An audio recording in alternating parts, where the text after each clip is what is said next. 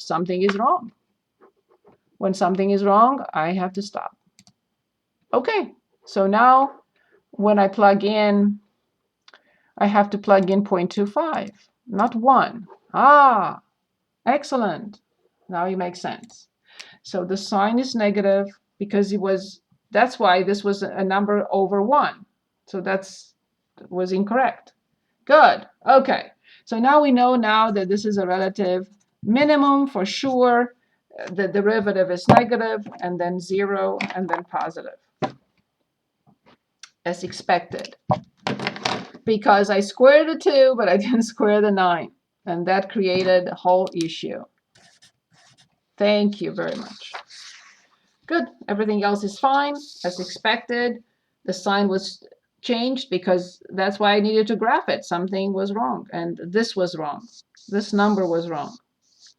So in other words, I was checking with 1 and 10, but I was checking on this side with both numbers, instead of checking one number to the left between 0 and 4/9. Since 1 is on this side, of course, I was always getting positive numbers. But I knew that something was wrong. How did I know? From the table. The table said, how can from 0 to negative 0.91 go up? It's not possible. From 0 to negative 0.91, that's how we check that's why the table works so well. Okay, so the whole point of this exercise, you don't have to worry about something like this. I just want you to see it, right? But the whole point of this exercise was to see that this particular function, the original one, of course, has two critical numbers. One coming from h prime being undefined at the point where the function is defined. So if I find that the h prime is undefined at x equals -3, who cares? That's not a critical number because the function is not defined at -3. It's only defined between 0 and infinity. So this will make no sense. It will not be considered a critical number. But it is a critical number because the function is defined at that point and the derivative is undefined. That's why this is a critical number. It happens that this is nothing because it starts at 0, goes down to this point, and then further up. So this point will be nothing. So the function has an absolute minimum and relative minimum. This is nothing, and there is no relative or absolute max. It goes on forever. Thank you. Thank you for that. I don't know if you said that or something else, but it doesn't matter. Thank you for catching that. Awesome. How do we feel about finding critical numbers? As I said, this was a weird one. Would you like to choose now? It's your turn if you want to choose anything else, or we move on.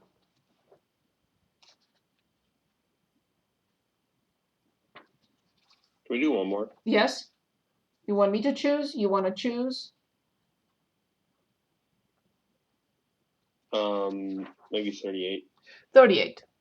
Or 40, either one. It doesn't matter. You said 40 or 38? You said 38? I said either. Okay. So I'm going to change that q into f of x, if you allow me. X squared plus 9 over x squared minus 9. Same function, I just changed the variable. Okay, perfect. We're asked to find critical numbers. For this one, I have no choice. I have to find a domain. Can anyone factor the denominator and tell us what the domain is for this function?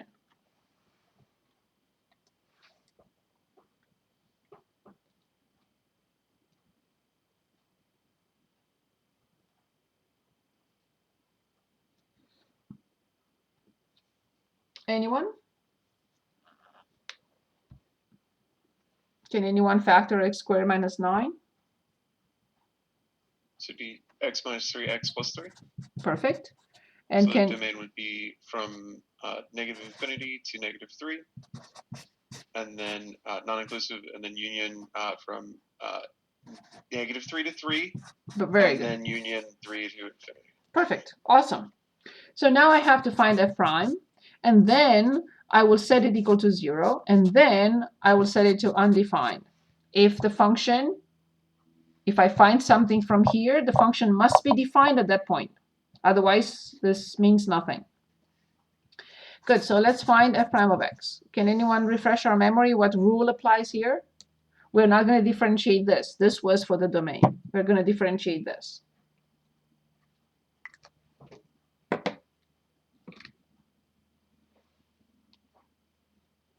Quotient. Perfect. So let's differentiate using the quotient rule. The top prime, 2x, times the denominator, minus the top, times the denominator prime, which is 2x, divided by x squared minus 9, everything squared. And no, I'm not going to distribute.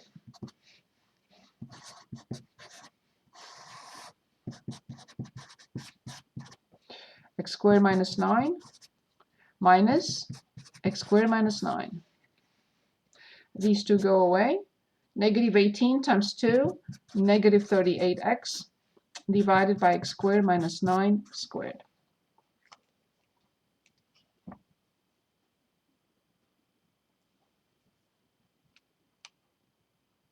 Uh, 18 times 2 is 36. Don't trust my numbers tonight.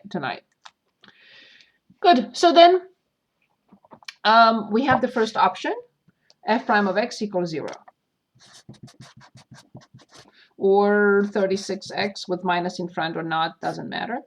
Or with 36 in front or not, it doesn't matter. But anyway, equals 0. So how much is x from here?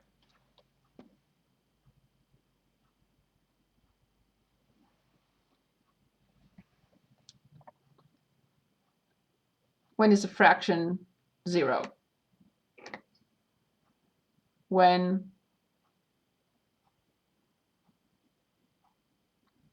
0 on top. yes, when x is 0. 36 times 0 is the only option. What about, so this is one critical number. What about f prime of x is undefined? When will this function be undefined? When x is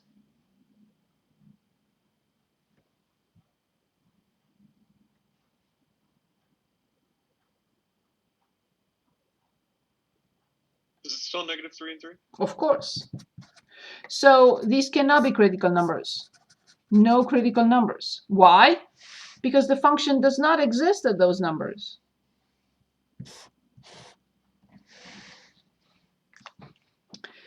So from this source, critical numbers, if they exist, the function itself has to be defined at those values, but it's not. Like we had it before.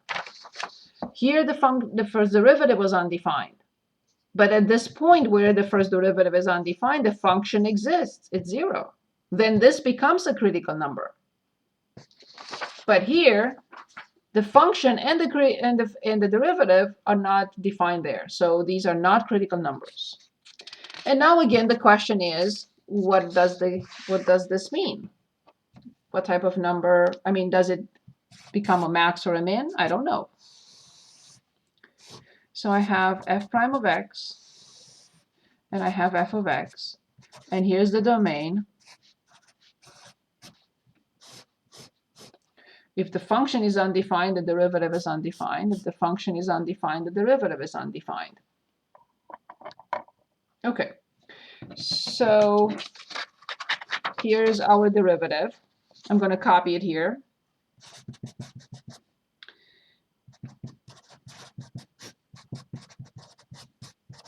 And we find 0 to be a critical number coming from f prime being 0. I don't know what this number gives. When I plug in 0, this is easy. 9 over -9, so this is -1. I don't need the calculator to determine that value. But I need to find the sign left and right of the derivative. So every time we are studying the sign of the derivative of such a function, I'm going to ask you, would you study the sign of x squared minus 9 squared?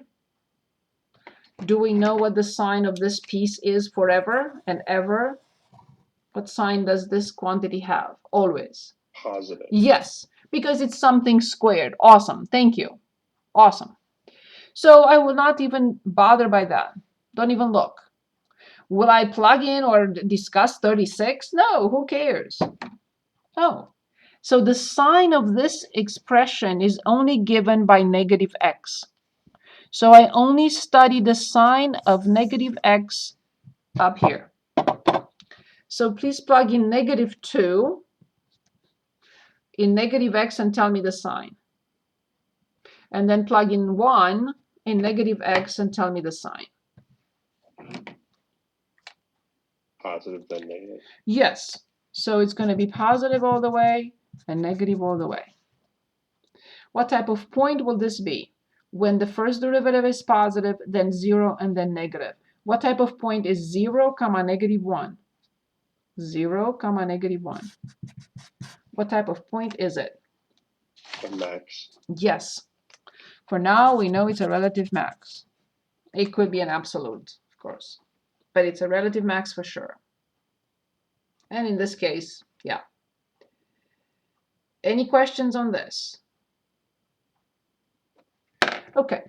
Now, the same concept is when we study the sign, when we study critical numbers and max min and absolute max and absolute min on functions given on a particular interval, on a closed interval. So this is our next step. We're going to choose in a second. I just want to put the title here. Max min on a closed interval. What does that mean? It means that the function is specifically defined for us, not between -∞ and infinity, but between 1 and 5, or -3 and 10. So that will be given to us. So we are ready to choose. Everything is the same as we just discussed. So let's choose any function between 51 and 66. Anything you want. Let's do 56. Let's do 56. Where is it? Okay, 56. And we have f of t equals t squared minus 4 to the third power, and the given interval is -2 to 3. Perfect. I immediately get my table going. T has to be first, between -2 and 3. F prime of t is next, and in the middle, f of t. And later on, we'll add the second derivative. Perfect. So I have to find the first derivative. So this is a polynomial function.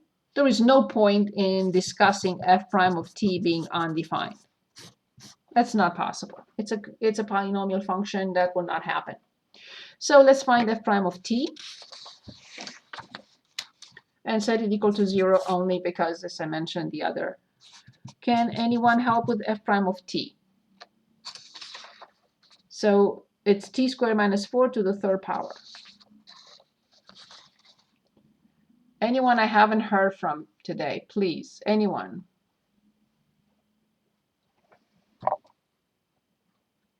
We all know how to differentiate t squared minus 4 to the third power.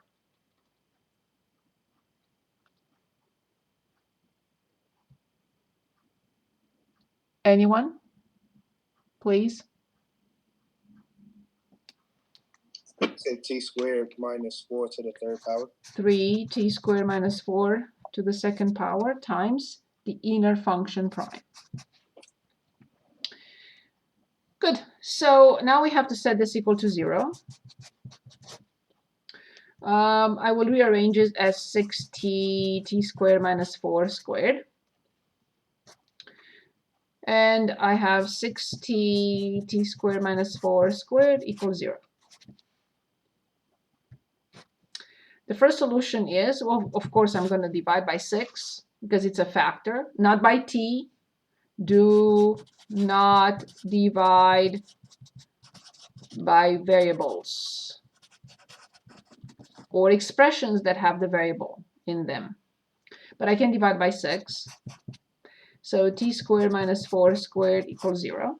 I can factor t squared minus 4. How? How do I factor t squared minus 4? T plus 2, T minus 2. Very good. So basically we have two solutions, and one more. So 1, 2, 3, 4, 5, but two of them are the same, two of them are the same. This is the first solution, t equals 0. From here we have two solutions, -2, and from here two solutions equals 2. Okay, now I'm ready to go back to the table and put these solutions in. So f prime is 0 here, is 0 at 0, and it's 0 at 2. Now I have to find all these function values at the endpoints, even if this is 0 or not, it doesn't matter at the endpoints for sure, and everywhere the derivative is 0 or undefined. So I'm going to plug this in the graphing calc. What do I need it? Let me see.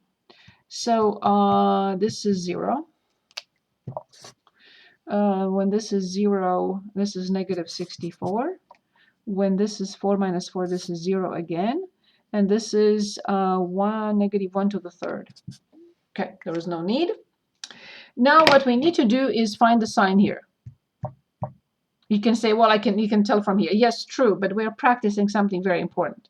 I need the sign of the first derivative here, here, and here, with -1, with 1, and 3. So here's the derivative. If I plug in -1, I shouldn't even plug in anything in here because this is always positive. When I plug in -1, I get negative. When I plug in 1, I get positive. When I plug in 3, I get positive. Okay? That's what we had. So now let's identify what's happening here. From 0 to -64, obviously the function is decreasing, and that is supported by the sign of the first derivative. From 0 to -64, the first derivative is negative. So this works. From -64 to 0. From -64 to 0, the function goes up. Now, from 0 to -1, there is a problem. So that's how I catch anything that goes wrong. So when I plugged in see what I did? Let me see. So -2, that's correct, 0. So that's correct. With 2 is 0. With 3. I can't square today, obviously. And I don't know that 3 squared is 9 today. Okay, obviously. Obviously, I don't know how to square 3. That's the obvious thing here. So this is, well, still okay, actually. But the number is different. So 9 minus 4 is 5. 5 to the third is positive 125. Okay, now it makes sense. That's how we know every time you find something doesn't make sense, you know there is an error. From 0 to positive 125, it's correct. So again, so 3 squared is 9. 9 minus 4 is 5. And 5 to the third is 125. So let's draw conclusions now. We are ready to draw conclusions. From 0 decreases to -64, and then goes up to 0, and then up to 125. So this is something like this. So this is at 0. This is at -64. I'm not graphing the function. I'm just explaining what happens. Here's at 0 again, and here is 125. So the function does something like this. What type of point is -2, 0? -2, 0, and I'm going to write the conclusion underneath. What type of point is it? -2, 0. This point.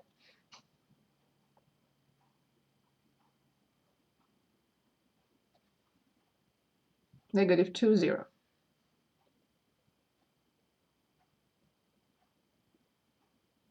What do you think?